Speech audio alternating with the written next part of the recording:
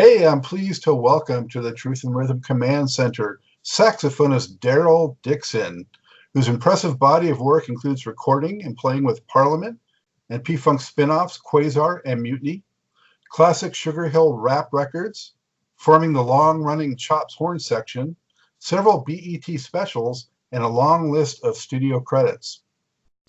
Other big names he has blown his horn for include Patrice Rushen, Paul Jackson Jr., who was just recently on this show, Alicia Keys, Mariah Carey, Christina Aguilera, Stevie Wonder, the OJs, the Rolling Stones, Bob Dylan, and the Police.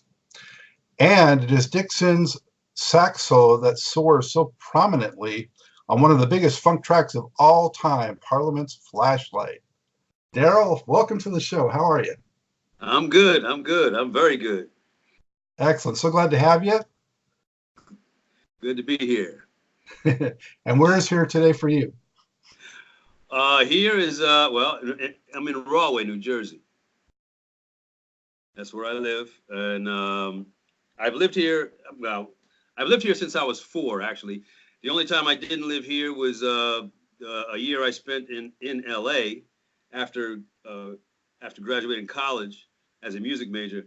I went to L.A. and I was a copyist, and I did lead sheets for A&M and Motown Records. And I lived in L.A. for a year. And matter of fact, I moved back east here right after joining Parliament Funkadelic, because I didn't have to live in L.A. to be in Parliament Funkadelic. I could live anywhere. So that's where I am now, Rahway, New Jersey. Where is that in relation to some of the bigger cities? It's about 12 miles south of Newark, and it's about maybe almost 15 miles south of New York City. Okay, well, very conveniently located then to get right to the action. Yeah.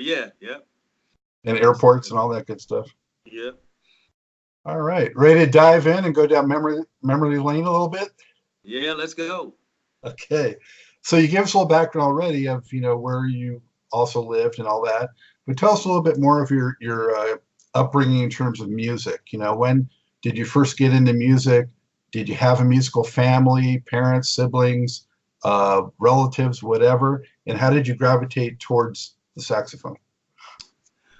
I started playing when I was 8. When I was 8 years old, and my father was a tap dancer, and so he had he was a lover of jazz, still is, and so he had all kinds of jazz records from Duke Ellington to Lee Morgan, Gene Ammons, you name it, Coleman Hawkins, John Lionel Hampton, whatever. And that's the very first music that I really listened to before listening to pop and all that stuff. And I really got that music really got my ears in shape, So I started playing saxophone. I got interested in saxophone because we were at a friend of my father's house, and in his basement he had an old saxophone that he didn't play anymore, but it was just sitting there. So my brother and I were in the basement playing, and I had seen saxophones on TV and whatnot, and I was acting like I was playing, and I was having fun just messing around with the instrument. And then on the way home that night, I told my father, I said, I want to learn to play saxophone. So they rented a saxophone for me. I was in the 3rd grade at the time. Rented a saxophone for me, and I started taking lessons, and that's when it started. And I took lessons through grammar school. In high school, I was in the band and all of that, marching band and all of that, and and then when I was like about 11 years old, I that's when I realized that people actually made a living doing this. And so I said, okay, well, this is what I want to do, So that's how I got interested in the saxophone, and I just been going ever since. And then a year later, I started playing drums because I'm a drummer also, and I'm not a beginning drummer. I'm an accomplished drummer. I've been, I have my own drums and all that stuff, and that's something a lot of people don't know about me because I'm known as a saxophone player. Many people don't know that I play drums also. So that's that's how my whole musical thing started. Did you get any drum opportunities in the marching band or just the sax? Oh yeah. I did. For 1 year, I played the band director let me play drums. For 1 year. And I enjoyed it, and I'm glad that he gave me the opportunity because my band director, Ron Doles, who I'm still in contact with, he's helped me a lot as far as allowing me to do whatever I felt expressed me, and so he's been like really helpful with my whole attitude, like coming through high school, my whole attitude toward music and the idea of being able to do whatever I wanted to do musically. So. And how did the sax maybe inform the drumming a little bit, and the drumming inform the sax playing a little bit? Well, it's funny, I really never thought of it in terms of that, but neither one really fed the other, except that, I'd always been interested in rhythm, even before playing the saxophone, because listening to my father's jazz records and listening to, what the drums did in there, and just listening to the overall, just the overall rhythm of the instruments. When Duke Ellington's music was the most influential with me as far as my arranging, as far as doing my the arranging part of my career, is because just listening to his harmonies and listening to how everything fit rhythmically, how all the instruments, the saxes and the trumpets and all that, how they fit rhythmically. Ellington's music was the most influential in that way. But rhythm-wise, I was always a fan of rhythm even before the saxophone. And I started playing the saxophone, and then, like I said, a year later, I started playing drums, mainly because one of my best friends that I went to school with had a drum set. I didn't have a drum set at the time, but I loved, drums and rhythm. And my best friend, he had a drum set, and so I was over his house all the time. So he played drums, and he was a drummer, and so that was my opportunity to sit down at a set and just start working things out. And did you play any other saxophones, like soprano or? I play mostly. Well, alto is my main instrument. I play mostly soprano. I play tenor too, not as much. Those are the three instruments that I own and actively play. Is tenor, alto, soprano. That's where my forte lies. My forte lies with alto, really, but with alto and soprano. And what were some of the sax heroes or idols that you began to look up to? Early on, just before and during my early sax development, it was Coleman Hawkins, Gene Ammons, Lockjaw Davis, Johnny Hodges. Those are the ones that I heard the most. And there were other ones, other lesser known ones, guys like Richie Kamuka of course Lester Young, even though he wasn't lesser known, but I'm just saying those early sax players were the ones that I really listened to at first, that got me really hyped up on the instrument itself. As a matter of fact, when I started playing and I tried to emulate these guys, and I didn't know what I was doing, so I wanted to play the same way that they did. And when I played and I wasn't hearing the same things out of my horn that I was out of their horns, I quit for a year. I said, I'll never get this. But I was a kid, so what do you know? So so I quit for you, but then I came back to it. because I really enjoyed it, so I didn't want to stop, but but those early sax players were instrumental in my first initial upbringing, and then as I went along and I heard other sax players, I liked the things that they did. Do you remember the first time you saw a performer on stage playing sax that kind of blew your doors off, or Yeah, I did. The first time I saw a sax player live was I was about 11, 12 years old, and my father had taken my brother and I, and my brother's a drummer too. Both of my brothers are drummers. But anyway, my father had taken my brother and I to see James Brown at the Apollo Theater, and of course, I was a James Brown fan, and Maceo Parker was the first saxophone player that I saw live when he was with James Brown. This is when he was peaking, like back in the '60s, Wow. and Maceo was the first contemporary saxophone player that impressed me because of the fact that Maceo was the kind of sax player that he could play during his entire solo. He'll play only maybe 4 notes, but he brings the house down every time with just those 4 notes. He doesn't have to play a lot, but it's when I realized that it's how you play what you play. It's not about a whole bunch of notes. It's about how you play what you play and how you impact the feelings of the people that you're playing to with just those couple of notes. And he was the first sax player and the only sax player that I saw that could do that. Well, he was the first one because the other sax players that I mentioned before, Gene Ammons and the jazz saxophone players, they play a lot of notes and I mean I loved it and there's nothing wrong with that because I mean I do the same thing. But Maceo was the first one that I saw that could take just 4 notes and tear it up,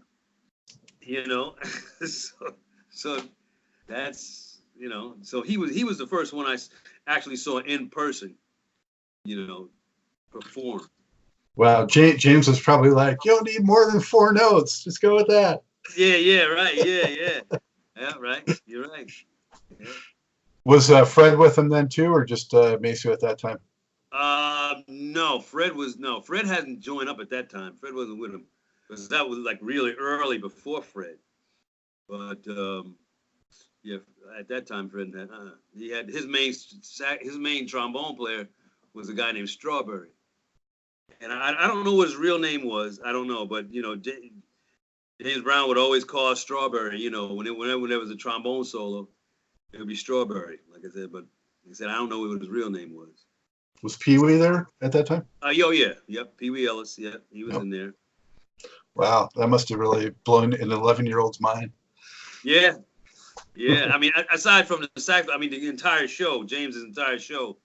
I mean, I really feel sorry for people, for younger people nowadays that never saw James Brown live back then. It was, it's unbelievable. No, nobody was doing what he was doing. Nobody. Wow. Yeah. So, Darryl, when did you first start to get into your own groups and trying to do your own thing? Well,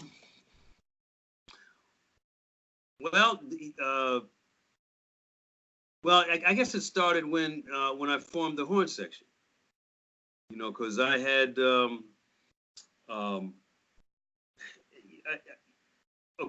Chops was formed when we had done Mutiny, when we had done the first Mutiny album with Jerome Borelli. After me, Glenn Goins, and Jerome, we all left P-Funk at the same time. So are we jumping ahead a bit? Because I was hoping I would stay with like your late teens, early adulthood. I thought you meant as far as doing my own thing, like. I meant playing outside of, the school band or something like that. Oh, I see. Yeah. Yeah. Well, that started when I was 14. You know, I started when I was 14. I started playing what they call the chitlin circuit around here, playing in playing in the bars and stuff in Newark and like in New York. Because that's the first when I was 14. That's when I joined my first band. The first band, playing out. And that's when I started. I was playing professionally, and I really, and I remember the first time that I played. I played 3 nights in a row in a club because at that time I felt like I had arrived because that's what jazz musicians did. They played like several nights in a row and they got paid for it, and it's like and that's the first time I felt like professional, like one of those guys that I like the Coleman Hawkins and the Charlie Parkers. I felt like them. It was really exciting to me at that, because that it's the first time I had ever got paid for playing, playing in those clubs. And at that time, in Newark and the surrounding area, they had a lot of jazz clubs, the Key Club, the Golden Slipper, the Sparky J's. They had all these clubs where you could play, and there were a lot of bands around. Unlike today, a lot of those places are gone, and there's really not a lot of places that bands can play, and the places that they do play, and they have to kind of, it's like a pay to play thing. But at that age, I learned a lot. I just learned a lot about playing, about my attitude toward playing, and just about people in general. And like I said, that's why I never smoked or drank. Because I mean, I'm looking at these people in the club. They're they're drunk, they're getting sick, they're throwing up all over the place, and I said, how is that? How is that enjoyable? I don't understand. I just don't understand all that. So and to this day, I don't drink, I don't smoke, I never did any kind of drug situation or anything like that. I don't touch liquor. I don't even drink champagne, beer, nothing like that. So 14 was when I broke out. You know, Wow. you know Well, that. that sounds like it beats a paper route or working at the grocery store. Or...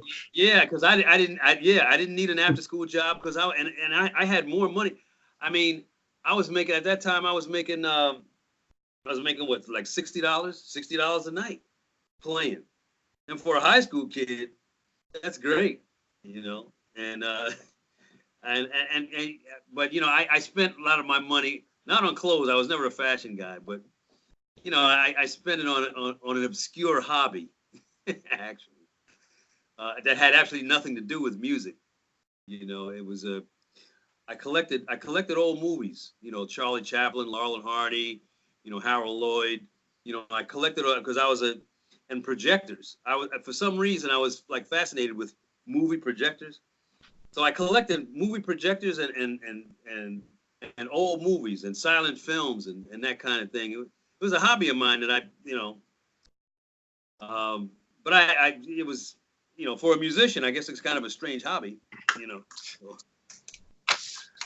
but anyway, yeah. So I didn't need any after school jobs or anything because I was making $60 a night playing and. Nice. And you were playing jazz?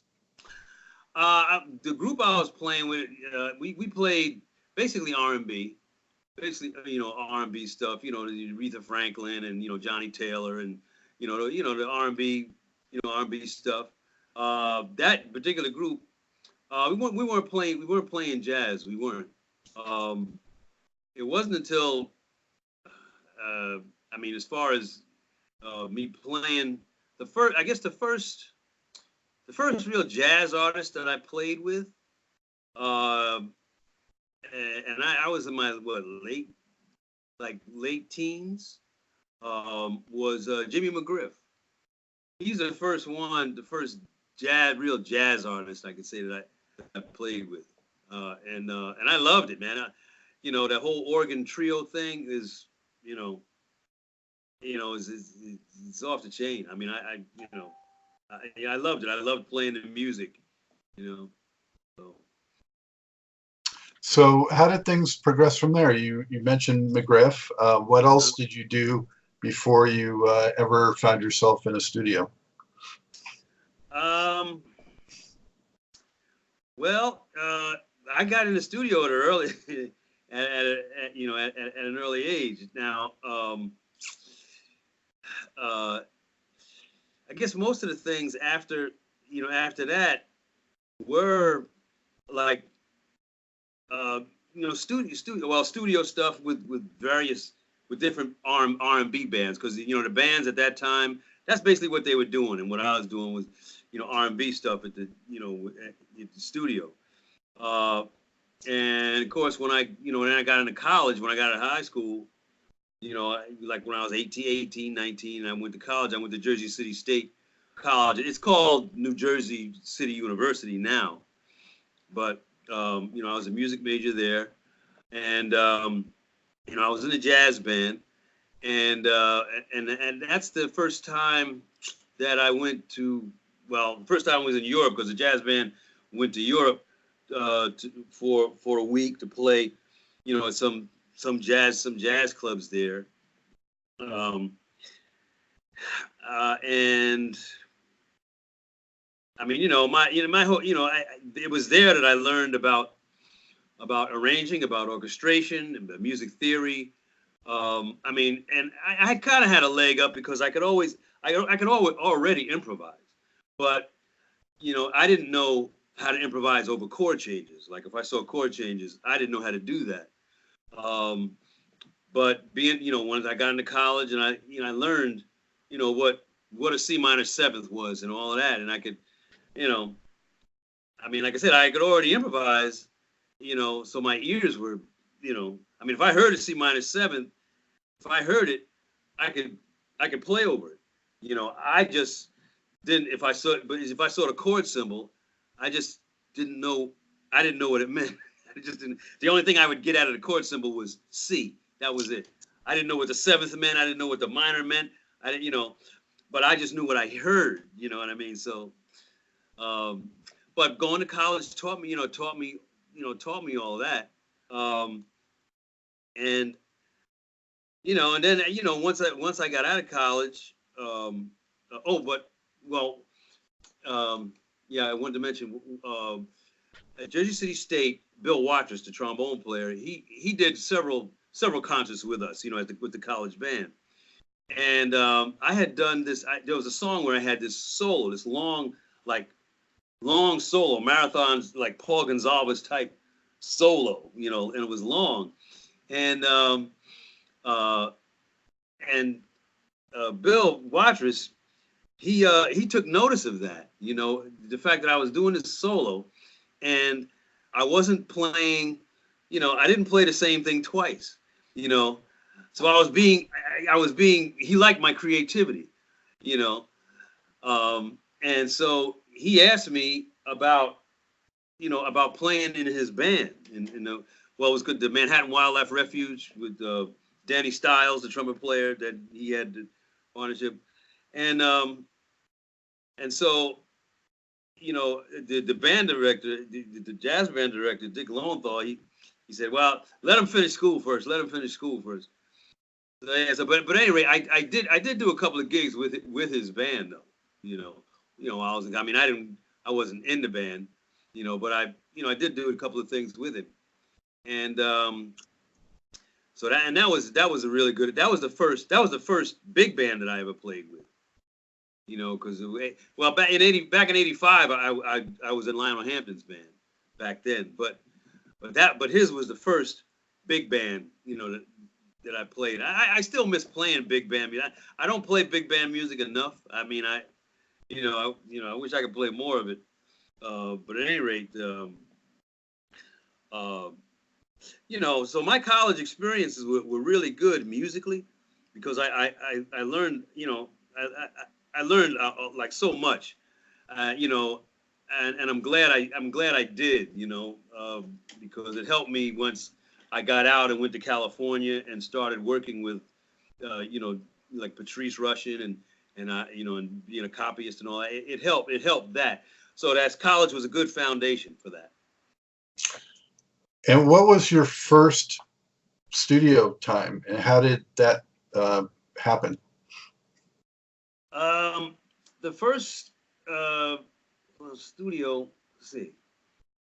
The first studio, actually, first studio thing I did, I mean, aside from little demos that I did with your band, professional, the first professional studio thing that I did was Parliament. Oh, it was. Okay. Yeah, that was the first professional studio thing that I did, and that was the first time, because I wrote the horn on the Funkenstein album, One with Flashlight. I wrote the horn arrangements for Blind Three Mice for that cut. So here's the visual. Yeah. And I got to try to line it up because this cuts off half the screen, so I'll put it over my face. Yeah. So here's the back cover. Yeah. And my name is on the back of you, but you saw my name on it, obviously. Yeah. No, it's right up there with their best albums. Yeah. And with that album, well, first of all, I just to finish my other thought was that I wrote the horn arrangement for Blind Three Mice, and that was the first horn arrangement that I ever wrote. Was that horn arrangement? Because George wanted to go with the song. He wanted like a cartoonish, like kind of a cartoonish kind of a horn arrangement. So I threw in like sort of horn parodies of like the Bugs Bunny cartoons and like that kind of thing. But with that album, that album was a turning point for P-Funk as far as the kind of funk that they were going to be doing from then on. You're right. And it's unfortunate that especially Glenn had passed away. At that we had left. Because that kind of I think that the whole funk thing that they started with, like Tear the Roof Off the Sucker and all of that stuff, I think that whole thing that the funk would still be there, but I think that musically, I think that the band was at that time to expand, because I mean stuff that I heard that they were that Bootsy was doing, that Bootsy was writing, and Glenn himself was writing, and that Bernie was doing. The stuff that they were thinking about using, or thinking about putting on the next album, was was really, it was really different. I mean, it was funky, yeah, but it was just more musical. It was, it had more,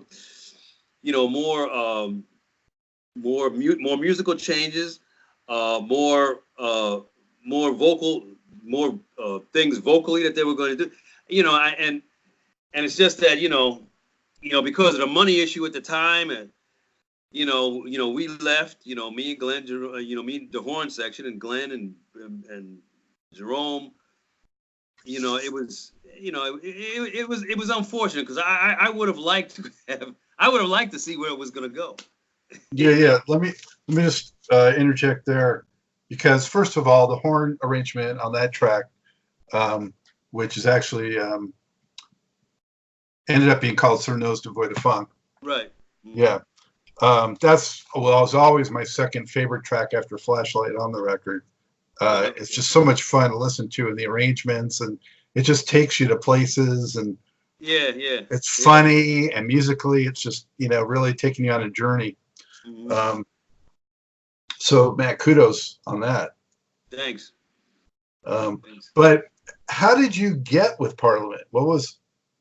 Okay, well, what happened was a year prior,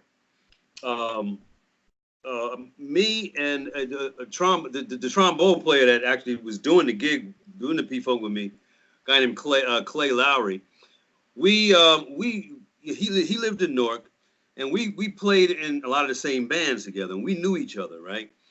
And so we both liked Parliament, right?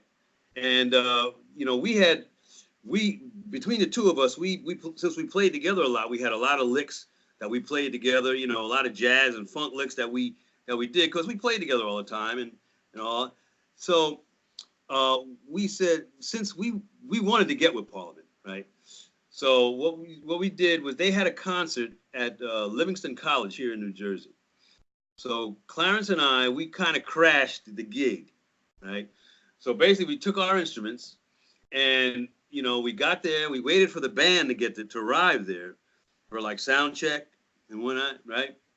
So, and we just walked in with them, with our instruments. Nobody stopped us because they just figured that we were with the band, right? So we walked in there with our instruments and we just hung around and we were looking, because we wanted to see Fred. We wanted to meet Fred. And so we just hung out, you know, and then, you know, everybody slowly came in, you know, Bernie and all these guys, they came in, you know, but we were looking for Fred. So when Fred walked in, we said, you know, Fred, you know, we introduced ourselves and we just told him, listen, we want to be heard. Okay. So he said, okay. He said, I'll tell you what, he said, after the show, come backstage here to the dressing room. I said, okay. And so, you know, we saw the show and all that. After the show, we came, you know, we waited outside and Fred, you know, motioned for us, you know, come inside. We came inside and so he, you know, he sat down on a bench and so he said, all right, well, play something. So me and Clarence, we got our instruments, and like I said, we knew a lot of licks, a lot of things that we played together. You know, we were like, you know, like the Brecker brothers of Newark. You know what I mean? So anyway, so we started playing these different licks and stuff, you know, and Fred said, you know, y'all sound good, you know. So he gave us the information. He said, I'll keep in touch, right? So we didn't hear from Fred for a year, and you know, and we were both in college. So like I said, when I went to LA, right? Me and Clarence, we both went to LA at the same time. And then Fred was living in LA at that time. So when we got to LA, one of the first things we did was contact Fred, you know. And yeah, Fred, we're you know, you remember we the two guys that you saw at Livingston College in New Jersey? He said, yeah. He said, I remember. And so, you know, we talked. And then about 2 weeks later, Fred called me up because he wanted me to play. He said, George, I said, I told George about you and all of that. He wants you to do this sax solo on, man, I forgot the name of the tune, but it was on the trombipulation. Well, that came later. So they held it until then? Yeah. Because I mean, George was always recording stuff, and he also had. And while I was there, I recorded a solo for that, and I recorded a solo for one of the Brides of Funkenstein tunes, right? Okay. That ended up on the Brides of Funkenstein tunes. I mean, George had a whole lot of songs. At any rate, so I did that, right? And then maybe like a couple of months, maybe 4 months, maybe about 4 months later, Fred calls up and says that, well, you know, Bootsy's opening shows for P-Funk, but Bootsy's going to be is going to be headlining shows on his own. And, you know, me and Maceo, you know, and Rick and Kush, you know, we're going to be playing with Bootsy. George needs a horn section. So you guys interested? So yeah. So yeah, and it's funny because we had both signed up for classes at Pepperdine University in Malibu, mm-hmm. And you know, and we could because the band director there had, you know, was basically kind of recruited us to help his jazz band out, right? And so unfortunately, you know, we said, well, we needed money, you know, so we said, yeah, so we decided to go with George. Now the band director at Pepperdine, he wasn't happy about it because we were supposed to do things with him, but what can I tell you? But that's how I got involved with P-Funk was, through Fred, and Fred, he's I know Maceo too, but I don't have the relationship with Maceo that I have with Fred. Fred is a little more open than Maceo is, and we just sort of clicked, and I still keep in touch with Fred. We've done, we did a project together. Well, a couple of years ago, we did a project with my horn section and Fred and Bernie Worrell, and just before Bernie passed, and Dennis Chambers. We did a project called Chops and Soul. We did a project together, but I still keep in touch with Fred. I still keep in touch with him. We've been friends for a long time. That's how I got hooked up. That's how I got hooked up with Parliament. Well, you had a lot of persistence that paid off. Yeah. That's how I always tell people. I keep. The longer you do it, then the more the odds will be in your favor. The longer you keep at it. It's funny because I think after Parliament, Funkadelic got big. I think probably the majority of musicians that came later were guys that kind of did it like you. They were fans and they showed up and they wanted to be part of the funk mob. And George or Fred or whoever, if there was an opening and you could hold your own, you might get a shot. Yeah. Well, and look, there were problems with the P-Funk situation and all that. George. He still owes me money, but but I forgive him. I don't harbor any ill will or anything like that. I understand what the situation. Now, look, George got ripped off too. He did. He got ripped. He trusted a lot of the wrong people. He did, but I think where George went wrong is that as the leader of the situation, I think that he had an obligation to make sure that, that his people were paid right and treated right.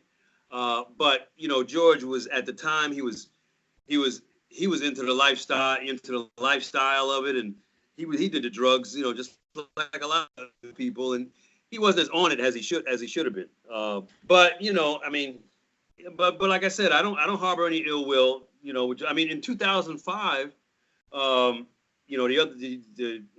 Dave Watson, who was my partner in the horn section. We did when George had his 50th anniversary tour, and Dave and I played on that tour, not as part of P-Funk though. It was part of it was a group. It was one of George's throw-off groups called Children of Production, and we played with that group, and that's the first time that I've seen I had seen or talked to George in a long time. But like I said, I don't have any ill will or anything with George. Like I said, I forgive him. There's a lot of people that haven't forgiven him, that won't forgive him. But I have, because first of all, I'm not a person that holds grudges anyway, and I just I understand what the situation was like and all of that, and and the bottom line is that my experience with P-Funk when I was in it, I loved it. I loved it. I might not have been getting the right money, but I loved it, and I grew from that experience. And I learned a lot. I learned a lot, from George and the other musicians, that were in it, Bernie and Glenn, and I continued with Glenn with Quasar, working with Glenn with Quasar and all, and we were both the same age, and when he died at 24 years old, and I was 24 too, and it was like, just goes to show you, man, at any time, anything can happen to you at any time. It was like, yeah, no, that's just horrendous. I want to talk to you a little more about Quasar, but a couple more things before we leave Parliament. Okay. What was it like being on stage as part of the? I mean, that was when they land. You were there when they landed the mothership, right? Yeah. Yeah. So what? Yeah, it was very climactic, because the thing that, I mean, the whole show was really, really fun, really fun to do. I mean, when you're in an arena of like 20,000 people and, they're all, because it was very underground. It was very underground thing, the whole funk thing and the people, very underground. People came to the concerts, dressed in wild costumes and makeup and all that stuff. And it was really fun to watch. And the really climactic thing and the thing that I really liked about the whole night, like after of the show, was when Glenn calls the mothership, and and he never did it the same way twice, and it always gave you goosebumps, to hear him, when he's calling the mothership and then the mothership come down and then you got the. For one thing, the dry ice was very refreshing after being up in a hot stage. All right, that it was very refreshing. But it was the whole at that point, which was like the highlight of the show. At that point, man, the vibe in the audience, it was so. I mean, it was so electric. Now, like I said, I didn't do any drugs or anything, but that's the part that made me high. It was.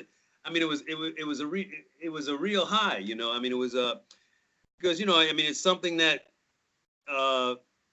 that was different from I mean, other bands would did pyrotechnics and all that stuff and all that, but there was I mean, something about that particular thing and that being part of it, and at that part of the show was was really it was really really out of this world, and people would think that the mothership coming down was the, then, and a lot of people thought that, well, that's the end of the show, but it's not, because then, George would come down and then Dr. Funkenstein would start. Then we start the tune, and then it was like, by that time, warmed up.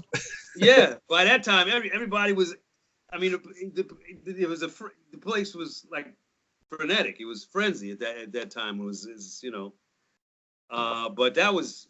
I mean, it was really, I mean, it was really something. I mean, that's the first stage experience. I mean, where that that I had as far as being in front of an audience, and the electricity being that way. I mean, prior to that, I mean, I had played in local funk bands or whatever, But that situation being that was the first big stage thing that I ever experienced, and it was a hell of an experience. And who are the other horn players? Well, it was my friend Clay Lowry, who I went to California with. His girlfriend Valerie Drayton was playing a second trumpet, and Danny Cortez, he was playing first trumpet. So and Danny was we got Danny because Danny lived in L.A. and he was Quincy Jones' lead trumpet player in his band. Danny was really really good player. But anyway, those are the other three, was Valerie and Clay and Danny. Yep.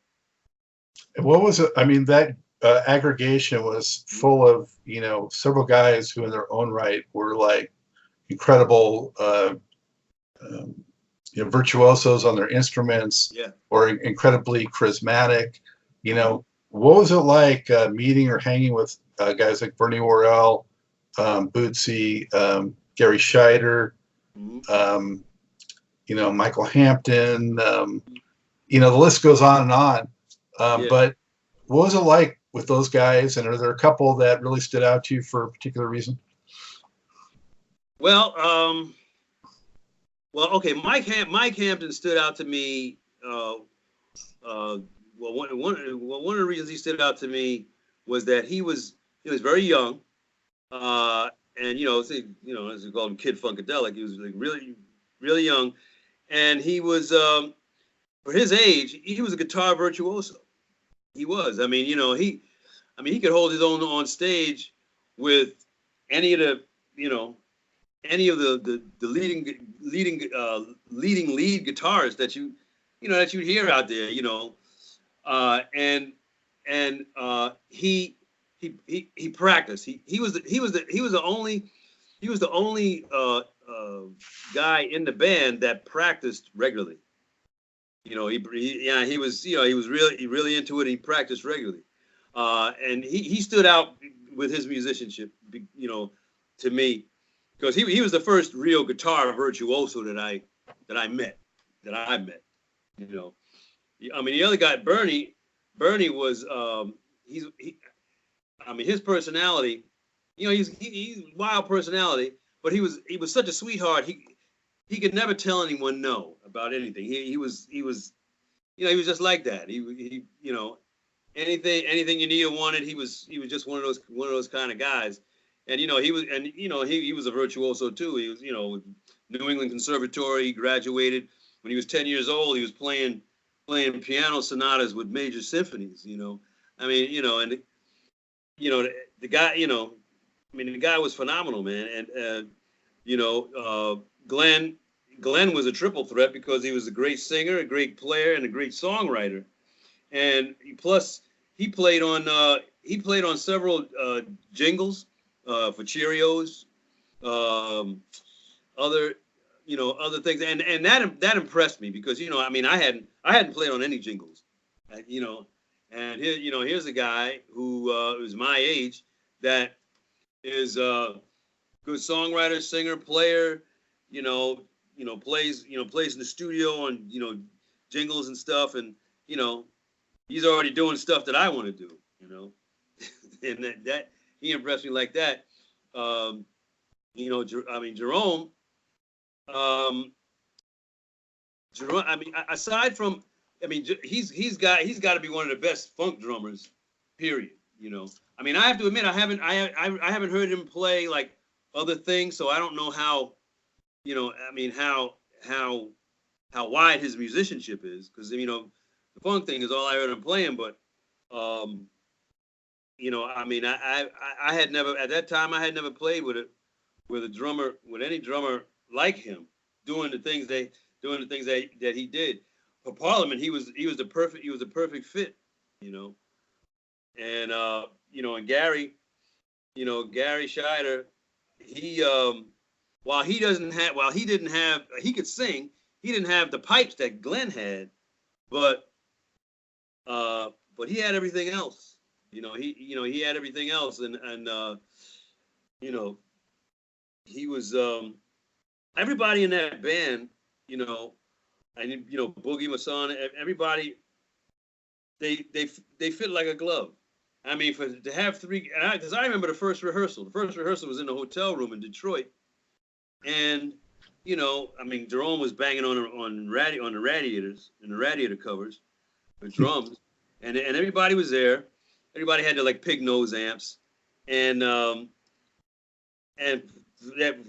have three guitars and a keyboard player playing the things that they did, and the first tune we practiced was Dr. Funkenstein, and that was when I played with a lot of funk bands, but when they hit that tune, that now the tempo of that tune is slow and laid back, but it was so intense the way that they played it.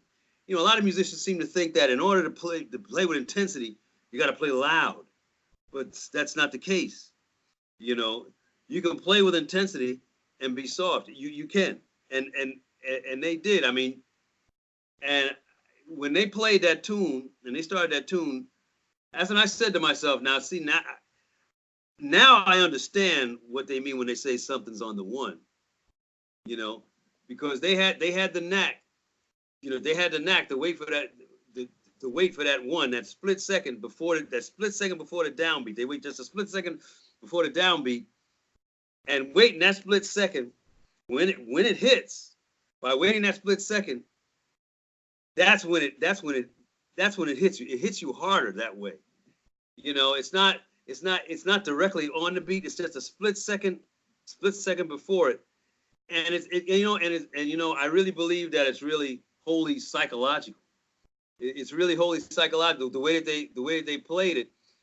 When they played it, I understood what they meant. And I could hear the difference between the way that they played it and the way other bands play a downbeat, and I mean, and that was all very musically interesting to me, and it was, and that's the thing that really impressed me about them as a band, it's what can I say? Wow, that is some great detail, Darryl. I appreciate that. Yeah. And just, man, would I have loved to have been in that room, and heard them in that context. Yeah, it was very eye-opening, very, very eye-opening for me. And,